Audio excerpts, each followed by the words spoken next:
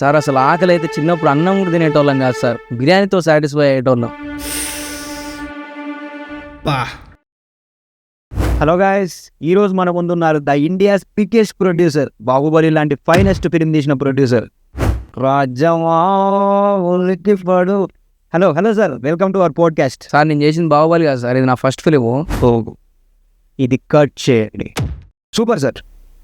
అసలు మీరు ఇంత బిజీ షెడ్యూల్లో కూడా అసలు ఆ ఫిట్నెస్ ఎలా మెయింటైన్ చేస్తారు సార్? ఫిట్నెస్ ఒక ప్రొడ్యూసర్ అయ్యండి ఫిట్నెస్ మెయింటైన్ చేయడం సూపర్ సార్. అసలు బా సార్, ఇది మీ ఫస్ట్ ఫిలిం కదా, అసలు మీరు ఇక్కడ దాకా వచ్చిన జర్నీ, అసలు ఈ ప్రొడ్యూసర్గా ఉన్న జర్నీని చెప్పండి సార్, మా ఆడియన్స్తో షేర్ చేసుకోండి. అది చాలా పెద్ద స్టోరీ. అది చిన్నప్పటి నుంచి కూడా సినిమా అంటే చాలా మంచి ప్యాషన్ ఉండేది. అసలు చిన్నప్పుడు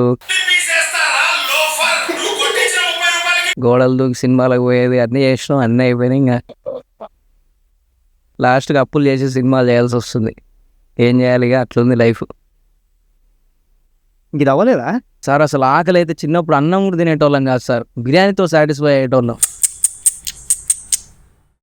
సూపర్ సార్, పాడ్కాస్ట్ సూపర్ వచ్చింది, అదిరిపోయింది, అసలు వేరే లెవెల్ వచ్చింది. అదే మీరు హీరోగా డెబ్యూ ఇస్తారు కదా. హీరోనా? సారీ అదే ప్రొడ్యూసర్గా. థ్యాంక్ యూ వర్షిత్ గారు వచ్చినందుకు. నా పేరు వర్షిత్ కాదయ్యా. కాదా? మరి మీ పేరేం పేరు సార్? పేరు తెలియకుండా పాడ్కాస్ట్ ఏందిరా?